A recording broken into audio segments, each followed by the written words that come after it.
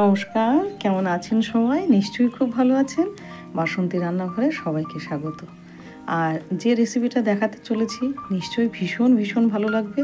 তাহলে চলুন, বাইরে থেকে আর প্রোবায়োটিক কিনতে হবে না, ঘরেই বানিয়ে ফেলুন এরকম চটপটা, মজাদার, খুব সুন্দর একটা হোমমেড প্রোবায়োটিক। তাহলে চলুন আর দেরি না করে আমরা শুরু করে দিই।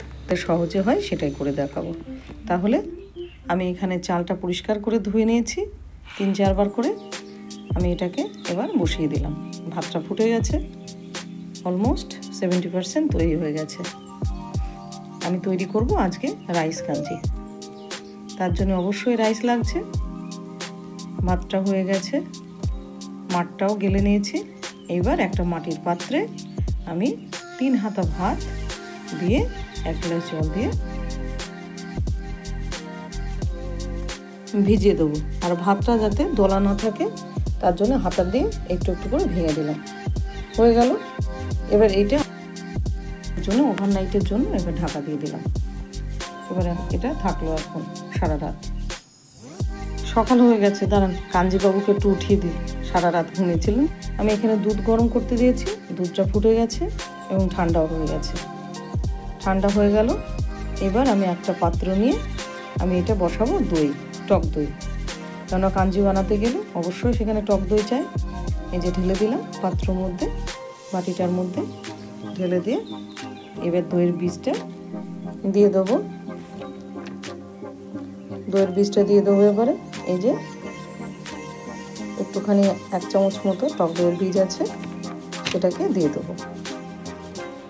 আপনি যদি প্রোবায়োটিক ঘরেই তৈরি করতে চান হোমমেড, তাহলে চেষ্টা করবেন যে জিনিসগুলো দিয়ে বানাবেন সেইগুলোর যেন ঘরের তৈরি হয়। এই যে বীজটা দিয়ে দিলাম। এবারে এটা নাড়াচাড়া দিয়ে আমি দইটা বসিয়ে দেবো। টক দইটা বসিয়ে দিলাম। আপনারাও বাড়িতে এইভাবে কিন্তু টক দই বানিয়ে ফেলতে পারেন। খুব সোজা, খুব সহজে এই যে টক দই বানিয়ে করে দেখলাম, কোনো ঝামেলা নেই। প্রতিদিন যদি আপনি এই গরমে 1 গ্লাস করে যদি রাইস কাঞ্জি খান, তাহলে আপনার গাট হেলথ ভীষণ স্ট্রং হবে। তার সাথে সাথে ইমিউন সিস্টেমটাও কিন্তু বুস্ট হবে। তাহলে কি কি লাগছে একবার দেখে নিন।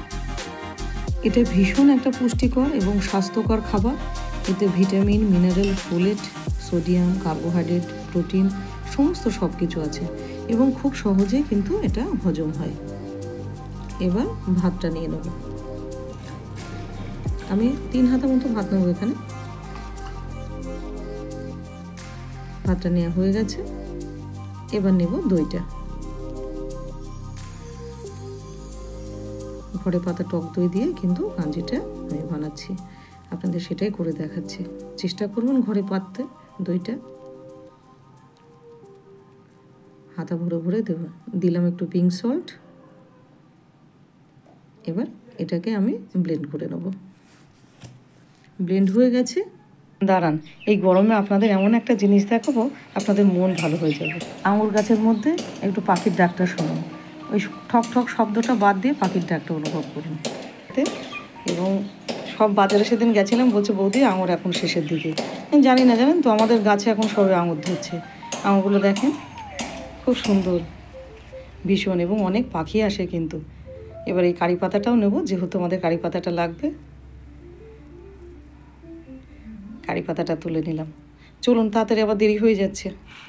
এখানে কড়াই গরম করেছি, গরম করে তেল দিয়ে কলাইয়ের ডাল, বিউলির ডাল আর কি, 1 চামচ বিউলির ডাল এবং লঙ্কা দিলাম। এবার দেবো পেঁয়াজ, কুচি করা পেঁয়াজ দিলাম, একদম ফ্রেশ গাছ থেকে তোলা কারি পাতা। এবার দিলাম ছোলার ডাল 1 চামচ। খুব ভালো টেস্টি হয়, খুব। আমি 2 ধরনের করে আপনাদের দেখালাম। ভীষণ ভীষণ ভালো লাগে, আপনার এটাই খেতে ইচ্ছা করবে। এটা ভালো করে ভাজা হয়ে গেছে। খুব পুড়িয়ে ফেলবেন না কিন্তু, তাহলে কিন্তু স্বাদ গেল। এবার দেবো 1 চামচ কাশ্মীরি লঙ্কা গুঁড়ো। দাঁড়ান, আবার আমার সেই স্বাদের পুদিনা পাতা আনতে ভুলে গেছে। এখন ছুটতে হবে ছাদে এই গরমের মধ্যে। দেখুন, চলো ওটা পুদিনা পাতা তুলে নিয়ে যাই। এই যে পাতাগুলোকে পরিষ্কার করে ধুয়ে কেটে নিয়েছি। তাহলে ব্লেন্ড হয়ে গেছে। এখানে আমি একটা মাটির পাত্র ব্যবহার করেছি। এবার এটাতে ঢেলে দেবো।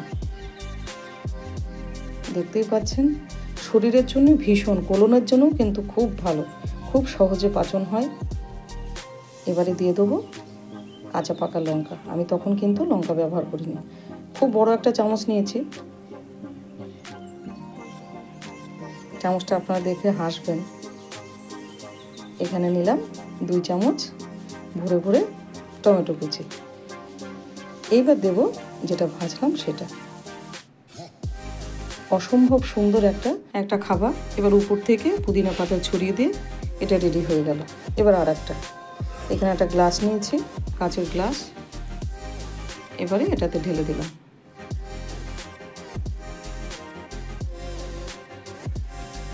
এটা যারা চটপটি খাবেন না, মশলাদার খাবেন না, তাদের জন্য কিন্তু দুটোই ভীষণ ভালো লাগে, খুব ভালো লাগে। অবশ্যই বাড়িতে একবার হলেও ট্রাই করবেন। আর যেরকম গরম পড়ছে, অবশ্যই এটা কিন্তু সবাইকে খাওয়ারই দরকার আছে। বাড়িতে বাচ্চাদেরও খাওয়াবেন, আর বয়স্ক যারা আছেন তাদের জন্য তো অবশ্যই এটা একদম ভীষণ ভীষণ উপকারী তাদের জন্য। এই তাপ প্রবাহে যদি আপনি নিয়মিত 1 গ্লাস করে এই রাইস কাঞ্জি খান, তাহলে গাট হেলথ সিস্টেমটা কিন্তু আপনার সারা বছর ভালো থাকবে এবং ইমিউন সিস্টেমটাও কিন্তু ভীষণভাবে বুস্ট হবে। তাহলে এটা আমাদের রেডি হয়ে গেল।